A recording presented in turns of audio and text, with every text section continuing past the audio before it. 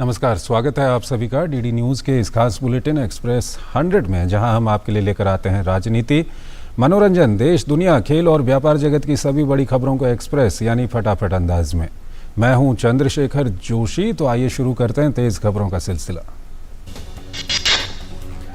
सरकार ने 13,000 करोड़ रुपए के वित्तीय परिव्यय से पारंपरिक शिल्पकारों और कारीगरों के लिए पीएम विश्वकर्मा योजना को मंजूरी दी।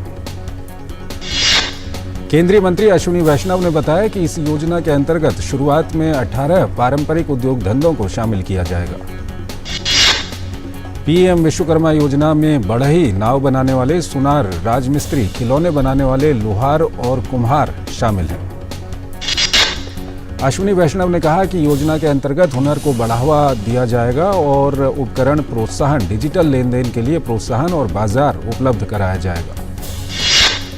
अश्विनी वैष्णव ने बताया कि इस योजना के अंतर्गत 5% की रियायती ब्याज दर पर 1 लाख रुपये तक का ऋण दिया जाएगा। केंद्रीय मंत्री अश्विनी वैष्णव ने कहा कि इस योजना से देश भर के 30 लाख से अधिक परिवार लाभान्वित होंगे। केंद्रीय मंत्री अनुराग ठाकुर ने कहा कि पीएम मोदी की अध्यक्षता में कैबिनेट ने पीएम ई बस सेवा को मंजूरी दी है, जिसके माध्यम से 10,000 ई बसें चलाई जाएंगी। अनुराग ठाकुर ने कहा कि पीएम ई बस सेवा योजना को सार्वजनिक निजी भागीदारी मॉडल पर चलाया जाएगा और इससे सिटी बस संचालन का विस्तार होगा। केंद्रीय मंत्री ने कहा कि पीएम ई बस सेवा योजना की अनुमानित लागत 57,613 करोड़ रुपये होगी, जिसमें से 20,000 करोड़ रुपये का समर्थन केंद्र सरकार करेगी।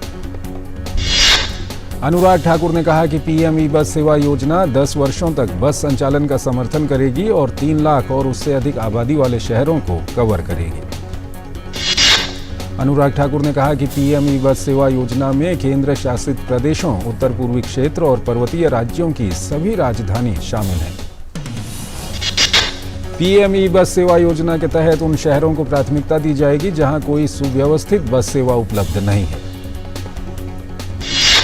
पीएम ई बस सेवा योजना में लगभग 10,000 बसें चलाने से 45 से 55,000 प्रत्यक्ष रोजगार पैदा होंगे। अनुराग ठाकुर ने कहा कि योजना के पहले खंड में देश के चुनिंदा 169 शहरों में सिटी बस सेवाओं के विस्तार पर जोर रहेगा। योजना के दूसरे खंड में ग्रीन अर्बन मोबिलिटी पहल के चुनिंदा 181 शहरों में विभिन्न हरित पहल की परिकल्पना की गई है। रेल नेटवर्क के विस्तार के लिए बड़ा फैसला करते हुए सरकार ने रेलवे के 7 नए प्रोजेक्ट को भी मंजूरी दी है। रेल मंत्री अश्विनी वैष्णव ने बताया कि इन योजनाओं के लिए 32,500 करोड़ रुपए की मंजूरी दी गई है। रेल मंत्री ने कहा कि इन प्रोजेक्ट्स का फायदा यूपी, बिहार, तेलंगाना, झारखंड, पश्चिम बंगाल जैसे राज्यों को मिलेगा। रेल मंत्री ने कहा कि योजनाओं से करीब 120 मिलियन टन का कार्गो और यात्री सेवा में विस्तार मिलेगा। केंद्रीय मंत्री अश्विनी वैष्णव ने बताया कि केंद्रीय मंत्रिमंडल द्वारा डिजिटल इंडिया प्रोग्राम के एक्सटेंशन को मंजूरी दी गई है। अश्विनी वैष्णव ने कहा कि डिजिटल इंडिया प्रोग्राम के एक्सटेंशन के लिए 14,900 करोड़ रुपए से अधिक की मंजूरी दी गई है। डिजिटल इंडिया प्रोग्राम के एक्सटेंशन के जरिए 9 नए सुपर कंप्यूटर जोड़े जाएंगे। अश्विनी वैष्णव ने कहा कि भाषणी जैसी परियोजनाओं को विस्तार मिलेगा, साइबर सुरक्षा और स्टार्टअप को बढ़ावा मिलेगा। दिल्ली में आयोजित भाजपा की केंद्रीय चुनाव समिति की बैठक में प्रधानमंत्री नरेंद्र मोदी, गृह मंत्री अमित शाह, भाजपा अध्यक्ष जेपी नड्डा समेत भाजपा के कई वरिष्ठ नेता शामिल हुए। भाजपा की केंद्रीय चुनाव समिति की बैठक में मध्य प्रदेश, छत्तीसगढ़ समेत अन्य राज्यों में होने वाले विधानसभा चुनावों को लेकर चर्चा हुई। राष्ट्रपति द्रौपदी मुर्मू ने बुधवार को पूर्व पीएम अटल बिहारी वाजपेयी की पुण्यतिथि पर उन्हें सदैव अटल स्मारक पर पुष्पांजलि अर्पित की। उपराष्ट्रपति जगदीप धनखड़ ने अटल बिहारी वाजपेयी की पुण्यतिथि पर उन्हें सदैव अटल स्मारक पर पुष्पांजलि अर्पित की। प्रधानमंत्री नरेंद्र मोदी ने भी पूर्व पीएम अटल बिहारी वाजपेयी की पुण्यतिथि पर सदैव अटल स्मारक पर जाकर उन्हें पुष्पांजलि अर्पित की। रक्षा मंत्री राजनाथ सिंह, केंद्रीय गृह मंत्री अमित शाह और केंद्रीय मंत्री नितिन गडकरी ने पूर्व पीएम अटल बिहारी वाजपेयी की पुण्यतिथि पर सदैव अटल स्मारक पर पुष्पांजलि अर्पित की। लोकसभा अध्यक्ष ओम बिरला ने पूर्व प्रधानमंत्री अटल बिहारी वाजपेयी की पुण्यतिथि पर सदैव अटल स्मारक पर पुष्पांजलि अर्पित की। केंद्र सरकार के तमाम मंत्रियों और एनडीए के सहयोगी दलों के नेताओं ने भी सदैव अटल स्मारक पर पुष्पांजलि वाजपेयी जी को श्रद्धासुमन अर्पित किए। केंद्रीय मंत्री अनुराग सिंह ठाकुर ने बुधवार को कहा कि भाजपा के नेतृत्व में एनडीए और मजबूत हो रहा है और पीएम मोदी के नेतृत्व में फिर से सरकार बनाएगा। केंद्रीय मंत्री अनुप्रिया पटेल ने विपक्ष पर हमला बोलते हुए कहा कि सत्ता में उनकी वापसी की कोई गुंजाइश नहीं है, इसलिए विपक्ष हताश और निराश है। एआईएडीएम के सांसद एम थंबीदुरई ने कहा कि उनकी पार्टी एनडीए का हिस्सा है। उन्होंने कहा कि 2024 में मोदी जी फिर से देश के प्रधानमंत्री बनेंगे। हिंदुस्तानी आवाम मोर्चा के संरक्षक जीतन राम मांझी ने कहा कि पीएम मोदी सबको साथ लेकर चलते हैं। आने वाले चुनाव में भी पीएम मोदी के नेतृत्व में पूर्ण बहुमत वाली सरकार बनेगी। राष्ट्रपति ने अंतर सेवा संगठन कमान नियंत्रण और अनुशासन विधेयक 2023 को मंजूरी दी। इस विधेयक से तीनों सेनाओं के बीच अधिक एकीकरण और एकजुटता का मार्ग प्रशस्त होगा। राष्ट्रपति ने फार्मेसी संशोधन विधेयक 2023 को भी मंजूरी दी। विधेयक में जम्मू और कश्मीर फार्मेसी अधिनियम 2021 के अंतर्गत पंजीकृत या योग्य लोगों से संबंधित एक विशेष प्रावधान है। राष्ट्रपति द्रौपदी मुर्मू ने असम के लिए भारत निर्वाचन आयोग द्वारा जारी परिसीमन अधिसूचना को मंजूरी दे दी है। असम के मुख्यमंत्री हेमंत बिस्वा शर्मा ने एक्स पर एक पोस्ट कर यह जानकारी दी। मुख्यमंत्री हेमंत बिस्वा शर्मा ने इसे असम के इतिहास की एक महत्वपूर्ण उपलब्धि बताया है। भाजपा की केंद्रीय चुनाव समिति ने त्रिपुरा की बोक्सानगर और धनपुर विधानसभा सीटों पर उपचुनाव के लिए अपने उम्मीदवारों की घोषणा की। भाजपा ने बोक्सानगर से तफज्जल हुसैन को और धनपुर से बिंदु देवनाथ को मैदान में उतारा है। वहीं वाम मोर्चा की ओर से कौशिक चंदा धनपुर से और मिजान हुसैन बोक्सानगर से उम्मीदवार होंगे। हिमाचल प्रदेश में पौंग बांध से पानी छोड़े जाने के कारण कांगड़ा जिले के निचले इलाकों में बाढ़ आ गई है, जिससे भारी संख्या में लोग वहां फंसे हुए हैं। हिमाचल के मुख्यमंत्री कार्यालय ने बताया कि कांगड़ा के निचले इलाकों से 800 से अधिक लोगों को निकाला गया है। मौसम विभाग ने बुधवार को भी हिमाचल प्रदेश के कई इलाकों में तेज बारिश के लिए येलो अलर्ट जारी किया है। कांगड़ा जिले में बाढ़ से प्रभावित लोगों को वायुसेना की ओर से एयरलिफ्ट कर सुरक्षित स्थानों पर पहुंचाया जा रहा है। एनडीआरएफ के जवान भी लोगों की मदद करने के लिए पूरी मुस्तैदी के साथ तैनात हैं। नई दिल्ली के इंदिरा गांधी अंतर्राष्ट्रीय हवाई अड्डे पर कस्टम विभाग ने 3 करोड़ से अधिक मूल्य का सोना पकड़ा है। 8 लोगों को गिरफ्तार किया गया है। राष्ट्रपति भवन का प्रसिद्ध अमृत उद्यान आज से आम जनता के लिए खुला। सोमवार को छोड़कर पर्यटक सुबह 10 बजे से शाम 5 बजे तक उद्यान में घूम सकते हैं। उद्यान उत्सव द्वितीय के तहत अमृत उद्यान 17 सितंबर 2023 तक जनता के लिए खुला रहेगा। 5 सितंबर को शिक्षक दिवस पर उद्यान विशेष रूप से शिक्षकों के लिए खुला रहेगा। चंद्रयान 3 आज चांद के और नजदीक पहुंचा। भारतीय अंतरिक्ष अनुसंधान संस्थान ने आज सुबह 8:30 बजे चंद्रयान की कक्षा कम करने की प्रक्रिया को पूरा किया। उम्मीद है 23 अगस्त को चांद के दक्षिणी ध्रुव पर चंद्रयान 3 सॉफ्ट लैंडिंग करेगा और भारत ऐसा करने वाला दुनिया का पहला देश बन जाएगा। विश्व बाजार में गिरावट आने के बावजूद स्थानीय स्तर पर आईटी, यूटिलिटीज, पावर और रियल्टी समेत 13 समूहों में दिवाली की बदौलत सेंसेक्स और निफ्टी में तेजी रही। बीएसई का संवेदी सूचकांक सेंसेक्स 137.50 अंक की तेजी लेकर 65,539.42 अंक और एनएसई का निफ्टी 30.45 अंक बढ़कर 19,465 अंक पर पहुंच गया।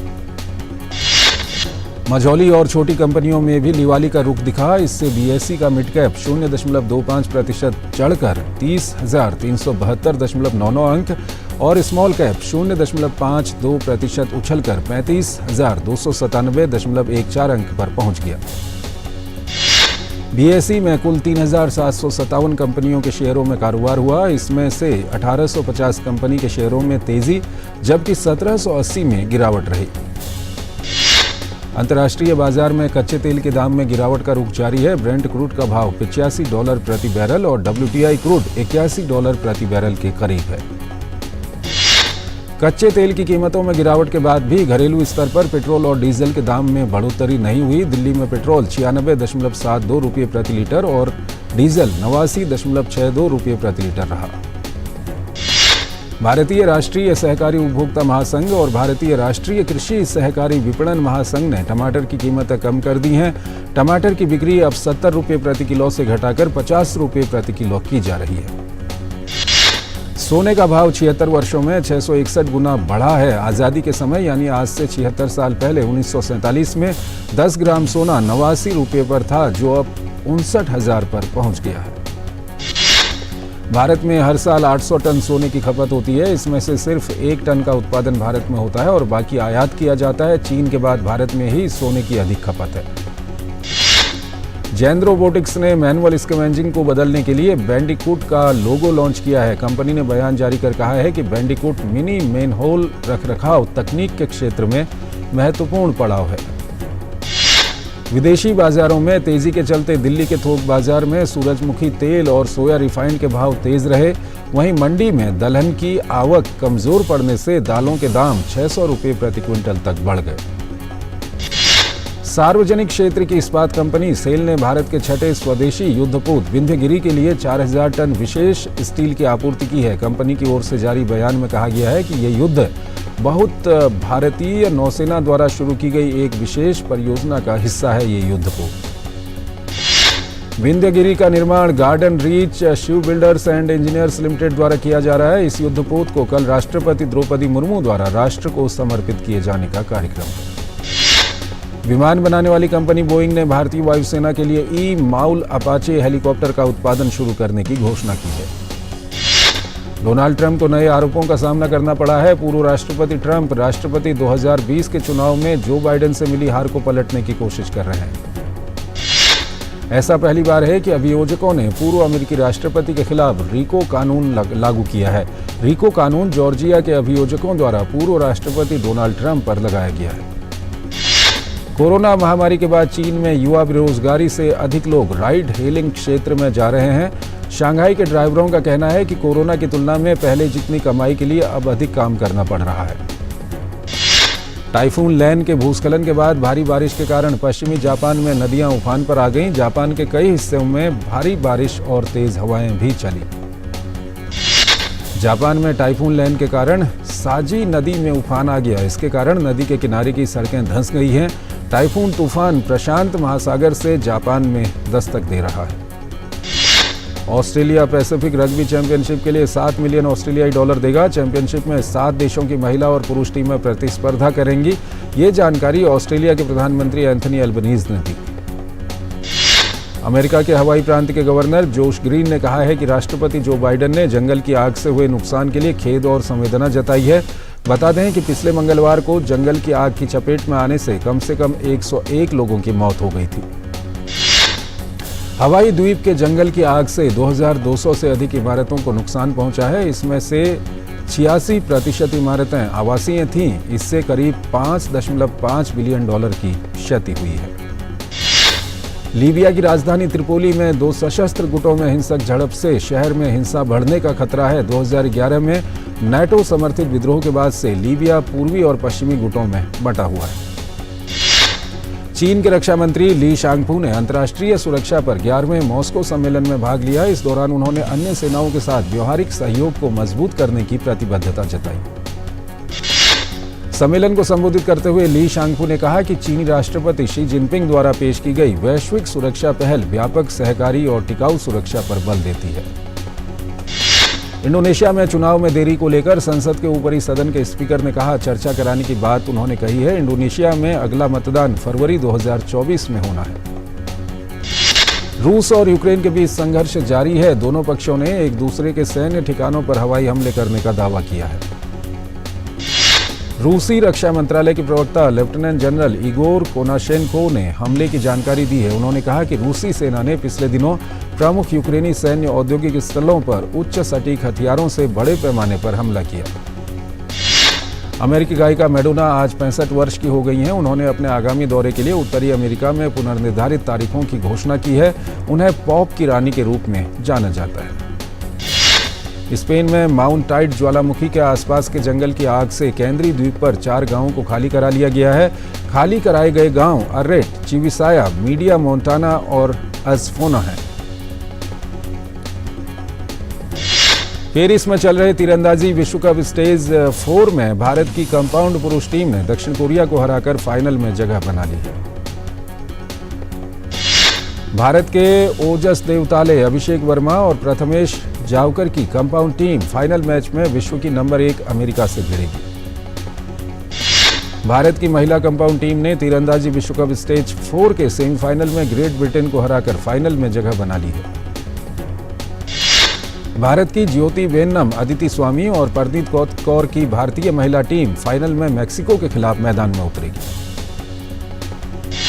अंडर 20 कुश्ती विश्व चैंपियनशिप में भारत के टॉप से एथलीट सागर जगलान ने फ्री स्टाइल स्पर्धा के 79 किलोग्राम भार वर्ग में रजत पदक अपने नाम कर दिया।